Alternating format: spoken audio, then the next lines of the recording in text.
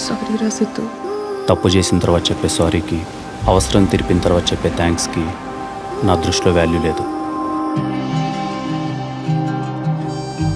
ఎంత లక్షణంగా ఉందిరా. తొందరపడి చిన్నప్పుడు పెళ్లి చేసుకున్నట్టుంది. I miss dare.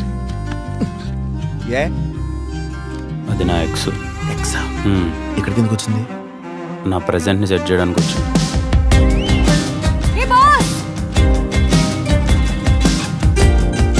అన్నా ఒక కాఫీ. ఒకటి కాదు 2 కాఫీ. So handsome. ఇదిగో చూడ్డానికి ఐస్ క్రీమ్లా ఉన్నావు, తిని పారదొబ్బుతా.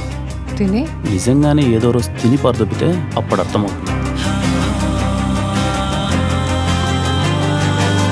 ఏ రఘు, నీకు అడిక్ట్ అయిపోయా. 1 or 2 గంటలో కాదు, 24/7 365 days నువ్వు నాకు కావాలి. ఏమైంది? సిద్ధు సారీ చెప్పు. నేను చెప్పను సార్.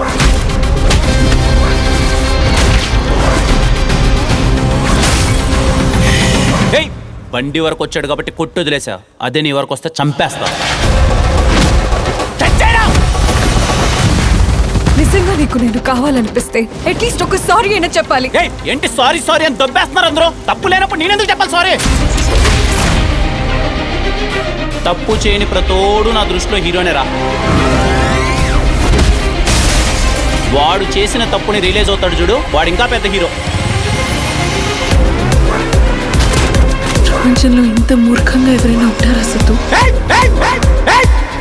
మీ ఆడల కోసం మా మగాళ్ళు యుద్ధాలు చేసినా మీకు అర్థమై సాగుతే. దేవుడు ఎప్పుడు మాట్లాడటం మానేశాడో తెలుసా సిద్ధు? మనిషి మోసం చేయడం మొదలు పెట్టినప్పుడు.